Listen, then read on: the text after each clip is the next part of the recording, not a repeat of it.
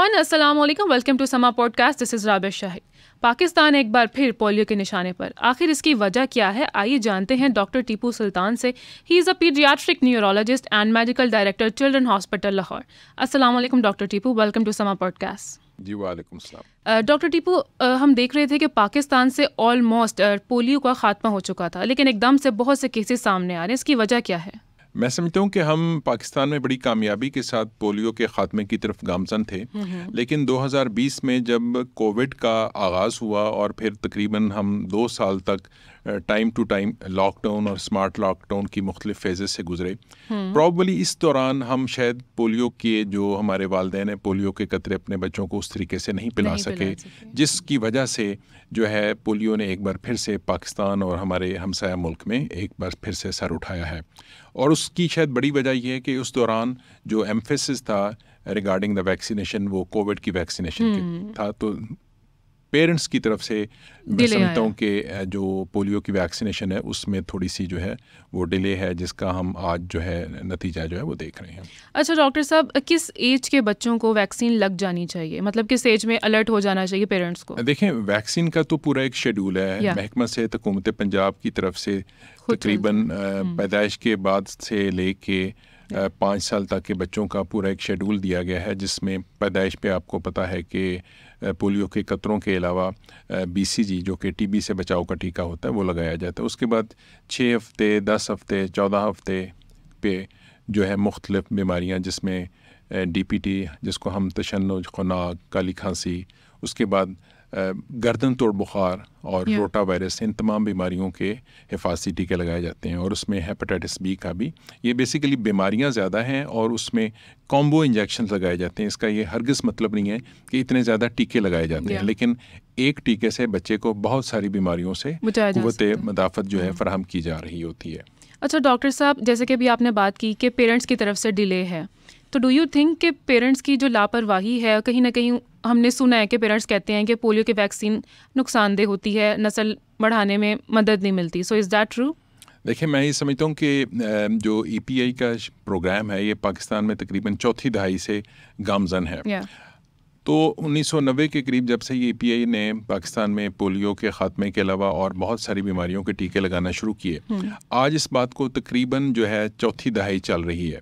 और पाकिस्तान में जो फर्टिलिटी रेट है या जो आबादी में बढ़ने का तनासुब है वो आप सबके सामने है। रीसेंट सेंसस में पाकिस्तान की आबादी तकरीबन 240 मिलियन प्लस थी, और हम हर साल जो है वो अबाउट 5 मिलियन जो है हमारे यहाँ बच्चों की पैदाइश हो रही है, जिसके अंदर बेशतहाशा जो मैं समझता हूँ कि वो पंजाब और मैं कह सकता हूँ कि पाकिस्तान का जो सबसे बड़ा सूबा है उसमें ज़ाहिर है इसका में मेजर कंट्रीब्यूशन है। तो इस तरह से कोई इसमें ऐसी सदाकत नहीं है कि पोलियो के कतरों के साथ जो है वो निज़ाम तौलीद का कोई भी ताल्लुक़ है। अच्छा, जिन बच्चों को पोलियो जैसा मर्ज़ जो है वो लाहक हो जाता है, तो क्या मतलब इसका इलाज अवेलेबल है?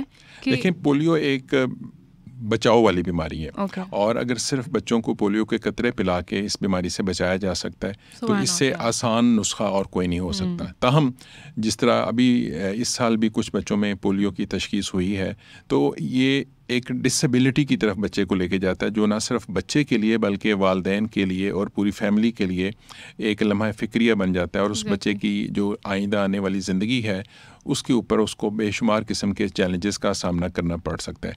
हाउएवर इसके अंदर जो ट्रीटमेंट कह लें या जो रिहैबिलिटेशन का फेज़ है उसमें फ़िज़ियोथेरेपी और ऑक्यूपेशनल थेरेपी का रोल होता है, लेकिन पर से एज सच हम ये नहीं कह सकते कि कोई पर्टिकुलर दवाई ऐसी है जो कि पोलियो के इलाज के लिए इस्तेमाल होती है। अच्छा, पाकिस्तान में बढ़ते पोलियो केसेस को अफगानिस्तान से क्यों जोड़ा जा रहा है? देखें, क्योंकि ये हमारे हमसाया ममालिक हैं जिनके अंदर जो हमारे कह सकते हैं कि जो क्रॉस बॉर्डर जो ट्रैवल है वो बहुत ज़्यादा होती है, जिसकी वजह से हमारे पर्टिकुलरली जो उस बेल्ट के लोग हैं उनमें एक दूसरे के साथ न सिर्फ रिश्ते हैं और बल्कि उनकी ऐसी रिश्तेदारियां हैं कि जिनकी वजह से और कुछ ट्रेड लिंक्स हैं जिसकी वजह से क्रॉस बॉर्डर ट्रैवल बहुत ज़्यादा है। और यही वजह है कि इस वक्त दुनिया में सिर्फ ये 2 ममालिक ऐसे रह गए हैं जहाँ पे पोलियो स्टिल पाया जा रहा है। सिर्फ इन 2 ममालिक में ज़्यादा है, बाकी मतलब नई रेशियो है? जी नहीं, बाकी दुनिया में ये पोलियो ख़त्म हो चुका है। और यही वजह पोलियो फ्री उन मुल्कों को डिक्लेयर कर दिया गया आज से कई साल पहले, और वहाँ पे अब पोलियो की जो वैक्सीनेशन है वो मुहिम भी ख़त्म हो गई है, क्योंकि बेशुमार ममालिक ने आज से तकरीबन 1 दहाई से ज़्यादा कबल जो है अब पोलियो फ्री जो है उसकी सर्टिफिकेशन हासिल कर ली है। अच्छा, बलूचिस्तान जैसा सूबा सबसे आगे क्यों है पोलियो केसेस में? क्या इसकी वजह अफगानिस्तान बॉर्डर है? देखिए, हमारा जो जितना भी वेस्टर्न बॉर्डर है उसके ऊपर एक तो आपने अभी जैसे बताया, उसके अलावा वहाँ पे चूँकि ट्रैवल डिस्टेंसेस इतने ज़्यादा हैं कि बाज़ दफ़ा जो है किसी वजह से बच्चे जो हैं वो पोलियो की मुकम्मल जो है वो कोर्स के तमाम खुराकें जो है वो नहीं ले पा रहे और किसी न किसी मिस डोज की वजह से वो किसी उम्र के किसी हिस्से में जो है अपनी अर्ली चाइल्डहुड में पोलियो का शिकार हो जाते हैं। अच्छा, ये भी कहा जाता है कि पोलियो के केसेस बढ़ने की ज़्यादातर वजह सीवरेज का नाकिस निज़ाम भी है। सो क्या ऐसा भी है? देखें, इसमें जो पोलियो की जो रूट ऑफ ट्रांसमिशन है इसको हम कहते हैं फीको ओरल रूट। यानी कि जो सीवरेज के निज़ाम में अगर वायरस मौजूद हो और वो एक्टिव वायरस जो है वो फीको ओरल रूट के ज़रिए हम अगर खाने से पहले हाथ नहीं धोते या डेफिकेशन के बाद हाथ नहीं धोते, तो उस सूरत में जो वायरस है वो मुँह के ज़रिए निज़ाम हज़म के ज़रिए जो है वो जिस्म में मुंतकिल होता है और उसके बाद जो नर्व्स हैं वहाँ पे जाके अटैक कर रहा होता है। तो हम ये कहेंगे कि अगर पोलियो के वैक्सीन्स करवाई जाती है तो वो एक इनडायरेक्ट वे ना सिर्फ उस पर्टिकुलर बच्चे को बचा रहा होता है, बल्कि वो वायरस जब उसके निज़ाम हज़म से ख़ारिज हो के जो हमारा सीवरेज का सिस्टम है उसमें आता है तो उससे एक हम उसको कहते हैं कंपोनेंट को हर्ड इम्यूनिटी। तो हर्ड इम्यूनिटी का कंपोनेंट जो है वो दूसरे बच्चों को भी दूसरी जो हम कहते हैं कि इर्द गिर्द के जो हैं उनको भी बचा रहा होता है। लेकिन वो बच्चे जो वैक्सीन पूरी नहीं ले रहे होते वो उस वायरस का शिकार हो जाते हैं। बेसिकली ये लाइव अटेन्यूएटेड वायरस है, यानी कि ये एक वीक किस्म का वायरस है जो इम्यूनिटी तो जनरेट कर रहा होता है लेकिन बीमारी नहीं कर रहा होता। तो ओरल पोलियो वैक्सीन के जो फ़वाइद हैं उसमें ये है कि अगर 90-95% आवाम ले रही होती है, बच्चे ले रहे होते हैं, तो हर्ड इम्यूनिटी की वजह से बाकी बच्चों में भी उसका इम्पैक्ट आ रहा होता है। लेकिन अगर किसी को जो एक्टिव वायरस है वो हमलावर हो और जो बच्चा उसने बिल्कुल कोई वैक्सीन ना की हुई हो तो उसमें फिर वो एक्टिव वायरस जो है वो बाज़ दफ़ा उसके जो निज़ाम हज़म से होता हुआ नर्व्स पे जाके जब अटैक करता है तो उसके पट्टे वीक हो जाते हैं, उसकी नर्व्स वीक हो जाती हैं, जो कि उसको जो डिसेबिलिटी की तरफ ले जाते हैं। अच्छा डॉक्टर साहब, जैसे कि अभी आपने स्टार्टिंग में भी बताया था कि पेरेंट्स की तरफ से डिले आता है, तो पेरेंट्स क्यों खिलाफ वर्जी करते हैं पोलियो वैक्सीनेशन की? मतलब उनको एजुकेट करना कितना ज़रूरी है? मैं समझता हूँ बहुत ज़रूरी है और मैं हमेशा से वालिदैन से अपील करता हूँ कि ये उनकी अगली नस्ल की तमाम ज़िंदगी का मामला है। और अगर सपोज़ जिस तरह अगर हम ये कहें कि हमारे बड़ों ने नहीं पिए थे, बिल्कुल हमारे बड़ों ने नहीं थे पिए, उस वक़्त देखें पोलियो की वैक्सीनेशन अवेलेबल ही नहीं थी। तो अब अगर एक सहूलत जो है वो और हुकूमत पंजाब महकमा सेहत फ्री ऑफ कॉस्ट न सिर्फ मुहैया कर रहा है बल्कि तमाम आवाम के डोर स्टेप्स पे मुहैया कर रहा है, तो मैं समझता हूँ हमें इसमें महकमा सेहत हुकूमत पंजाब का साथ देना चाहिए। ये बिल्कुल बेज़रर टीके होते हैं और इसका बच्चों को कोई नुकसान नहीं होता।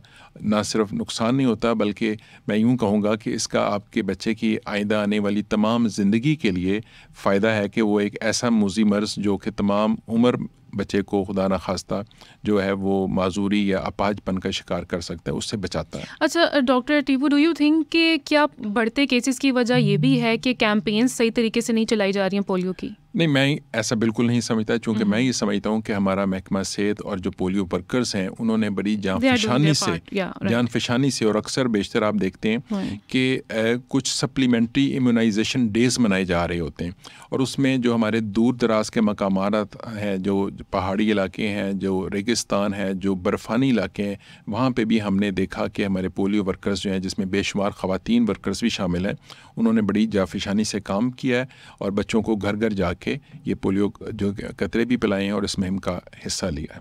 अच्छा, इफ़ वी सी के पेरेंट्स की सोच अभी भी कुछ पेरेंट्स के बैकवर्ड है, लेकिन जो यंग पेरेंट्स जो अब बन रहे हैं तो उनको क्या मैसेज देना चाहेंगे? मैं तमाम पेरेंट्स को आपके चैनल के तवस्सुत से ये पैगाम देना चाहूँगा कि अपनी आइंदा आने वाली नस्ल के लिए, उनके बच्चों के मुस्तकबिल के लिए, इस मूजी मरज़ से छुटकारे के लिए और पाकिस्तान को पोलियो फ्री मुल्क बनाने के लिए महकमा सेहत का, हुकूमत पाकिस्तान का, हुकूमत पंजाब का साथ दें और ना सिर्फ ये कि अपने बच्चों को बचाएं बल्कि पाकिस्तान भी जो है वो इंशाल्लाह आने वाले सालों में पोलियो फ्री मुल्क के तौर पे दुनिया के सामने आए और इंशाल्लाह हम देखेंगे कि कुछ सालों के बाद पाकिस्तान को ना सिर्फ ये सर्टिफिकेशन मिलेगी बल्कि उसका ये फ़ायदा होगा कि मज़ीद फिर कुछ सालों के बाद पोलियो के कतरे पिलाने का सिलसिला भी ख़त्म हो जाएगा। Once we will be declared as a polio free country and get the certification from WHO NIH and the other agencies, तो इंशाल्लाह हम देखेंगे कि एक दिन हमें भी पोलियो फ्री सर्टिफिकेट मिल जाएगा। Well, thank you so much, Dr. Tipu, for joining us and shedding light on such an important topic. और इसी के साथ हमें दीजिए इजाज़त, आपसे मुलाकात होती है नेक्स्ट पॉडकास्ट में, तब तक के लिए बाय बाय।